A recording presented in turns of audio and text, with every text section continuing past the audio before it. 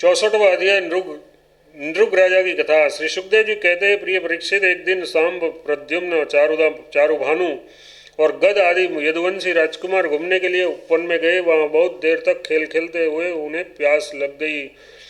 अब वे इधर उधर जल की खोज करने के लगे। वे एक कुएं के पास गए। उसमें जल तो था नहीं। एक बड़ा विचित्र जीव दिख पड़ा। वह जीव पर्वत के समान आकार का एक गिरगिट था। उसे देखकर उनके आश्चर्य की सीमा न रही। उनका हृदय करुणा से भर आया और वे उसे बाहर निकालने का प्रयत्न करने लगे। परंतु जब वे राजकुमार उस गिरे हुए गिरगिट को चमड़े और सूत की रस्सियों से बांधकर बाहर न निकाल सके, तब कुतूहलतावश उन्होंने यह आश्चर्यमय वृत्तांत भगवान श्री कृष्ण के पास जाकर निवेदित किया। जगत के जीवनदाता कमलनयन भगवान श्री कृष्ण उस कुएं पर आए। उसे देखकर उन्होंने बाएं हाथ से खेल खेल में अनायासी उसको बाहर निकाल लिया। भगवान श्री कृष्ण के कर कमलों का स्पर्श होते ही उसका गिरगिट रूप जाता रहा और वह एक स्वर्गीय देवता के रूप में परिणित हो गया। अब उसके शरीर का रंग तपाए हुए सोने के समान चमक रहा था और उसके शरीर पर अद्भुत वस्त्र, आभूषण और पुष्पों के हार शोभा पा रहे थे। यद्यपि भगवान श्री कृष्ण जानते थे कि इस दिव्य पुरुष को गिरगिट योनि क्यों मिली थी, फिर भी वह कारण सर्वसाधारण को मालूम हो जाए, इसलिए उन्होंने उस दिव्य पुरुष से पूछा, माँ बाप, तुम्हारा रूप तो बहुत ही सुंदर है, तुम कौन हो? मैं तो ऐसा समझता हूँ कि तुम अवश्य कोई श्रेष्ठ देवता हो। कल्याण मूर्ति, किस कर्म के फल से तुम्हें इस योनि में आना पड़ा था? वास्तव में तुम इसके योग्य नहीं हो। हम लोग तुम्हारा वृत्तांत जानना चाहते हैं। यदि तुम हम लोगों को ये बतलाना उचित समझो तो अपना परिचय अवश्य दो। श्री सुखदेव जी कहते हैं, परीक्षित, जब अनंत मूर्ति भगवान श्री कृष्ण ने राजा नृग से, क्योंकि वे ही इस रूप में प्रकट हुए थे, इस प्रकार पूछा, तब उन्होंने अपना सूर्य के समान जाज्वल्यमान मुकुट झुकाकर भगवान को प्रणाम किया और वे इस प्रकार कहने लगे। राजा नृग ने कहा, प्रभु, मैं महाराज इक्ष्वाकु का पुत्र राजा नृग हूँ। जब कभी किसी ने आपके सामने दानियों की गिनती की होगी, तब उसमें मेरा नाम भी अवश्य ही आपके कानों में पड़ा होगा। प्रभु, आप समस्त प्राणियों की एक एक वृत्ति के साक्षी हैं। भूत और भविष्य का व्यवधान भी आपके अखंड ज्ञान में किसी प्रकार की बाधा नहीं डाल सकता, अतः आपसे छिपा ही क्या है। फिर भी मैं आपकी आज्ञा का पालन करने के लिए कहता हूँ। भगवान, पृथ्वी में जितने धूलकण हैं, आकाश में जितने तारे हैं और वर्षा में जितनी कण की धाराएं गिरती है, मैंने उतनी ही गौवें दान की थी।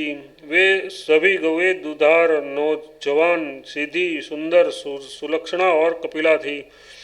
उन्हें मैंने न्याय से धन से प्राप्त किया था। सबके साथ बछड़े थे। उसके सींगों में सोना मढ़ दिया गया था और खुरों में चांदी। उन्हें वस्त्र, हार और गहनों से सजा दिया गया था। ऐसी गौवें मैंने दे दी थी। भगवान, मैं युवावस्था से संपन्न श्रेष्ठ ब्राह्मण कुमारों को, जो सद्गुणी, सलशील, संपन्न, कष्ट में पड़े हुए कुटुंब वाले, दम्भ रहित तपस्वी, वेद पाठी शिष्यों को वेदाध्ययन कराने वाले तथा सच्चरित्र होते वस्त्राभूषण से अलंकृत करता और उन गौों को दान करता। इस प्रकार मैंने बहुत सी गौवें, पृथ्वी, सोना, घर, घोड़े, हाथी, दासियों के सहित कन्या, तिलों के पर्वत, चांदी, सनिया, वस्त्र, रत्न, गृह सामग्री और रथ आदि दान किए। अनेकों यज्ञ किए और बहुत से कुएं, बावली आदि बनवाए। एक दिन किसी अप्रतिग्रही मतलब दान न लेने वाले तपस्वी ब्राह्मण की एक गाय बिछुड़कर मेरी गाँव में आ मिली। मुझे इस बात का बिल्कुल पता न चला, इसलिए मैंने अनजाने में उसे किसी दूसरे ब्राह्मण को दान कर दिया। जब उस गाय को वे ब्राह्मण ले चले, तब उस गाय के असली स्वामी ने कहा, ये गौ मेरी है। दान ले जाने वाले ब्राह्मण ने कहा, ये तो मेरी है, क्योंकि राजा नृग ने मुझे इसका दान किया है। वे दोनों ब्राह्मण आपस में झगड़ते हुए अपनी अपनी बात कायम करने के लिए मेरे पास आए। एक ने कहा, यह गाय अभी अभी आपने मुझे दी है, और दूसरे ने कहा कि यदि ऐसी बात है तो तुमने मेरी गाय चुरा ली है। भगवान, उन दोनों ब्राह्मणों की बात सुनकर मेरा चित्त भ्रमित हो गया। मैंने धर्म संकट में पड़कर उन दोनों से बड़ी अनुनय विनय की और कहा कि मैं बदले में 1 लाख गाय उत्तम गाय दूंगा। आप लोग मुझे ये गाय दे दीजिए। मैं आप लोगों का सेवक हूँ, मुझसे अनायास में अपराध बन गया है। मुझ पर आप लोग कृपा कर कीजिए और मुझे इस घोर कष्ट से तथा घोर नरक में गिरने से बचा लीजिए। राजन, मैं इसके बदले में कुछ नहीं दूंगा। राजन, मैं इसके बदले में कुछ नहीं लूँगा। ये कहकर गाय का स्वामी चला गया। तुम इसके बदले में 1 लाख ही नहीं, 10,000 गौवें और दो तो भी मैं लेने का नहीं। इस प्रकार कहकर दूसरा ब्राह्मण भी चला गया। देवाधिदेव जगदीश्वर, इसके बाद आयु समाप्त होने पर यमराज के दूत आए और मुझे यमपुरी ले गए। वहाँ यमराज ने मुझसे पूछा, राजन, तुम पहले अपने पाप का फल भोगना चाहते हो या पुण्य का? तुम्हारे दान और धर्म के फलस्वरूप तुम्हें ऐसा तेजस्वी लोक प्राप्त होने वाला है जिसकी कोई सीमा नहीं है। भगवान, तब मैंने यमराज से कहा, देव, पहले मैं अपने पाप का फल भोगना चाहता हूँ। और उसी क्षण यमराज ने कहा, तुम गिर जाओ। इसके ऐसा कहते ही मैं वहाँ से गिरा और गिरते ही समय मैंने देखा कि मैं गिरगिट हो गया हूँ। प्रभु, मैं ब्राह्मणों का सेवक, उदार, दानी और आपका भक्त था। मुझे इस प्रभात की उत्कृष्ट अभिलाषा थी कि किसी प्रकार आपके दर्शन हो जाए। इस प्रकार आपकी कृपा से मेरे पूर्व जन्मों की स्मृति नष्ट न हुई। भगवान, आप परमात्मा हैं, बड़े बड़े शुद्ध हृदय योगेश्वर, उपनिषदों की दृष्टि से अभेद दृष्टि से अपने हृदय में आपका ध्यान करते रहते हैं। इंद्रियातीत परमात्मा साक्षात आप मेरे नेत्रों के सामने कैसे आ गए? क्योंकि मैं तो अनेक प्रकार के व्यसनों, दुखद कर्मों में फंसकर अंधा हो रहा था। आपका दर्शन तो तब होता है जब संसार के चक्र से छुटकारा मिलने का समय आता है। देवताओं के भी आराध्य देव पुरुषोत्तम गोविंद, आप ही व्यक्त और अव्यक्त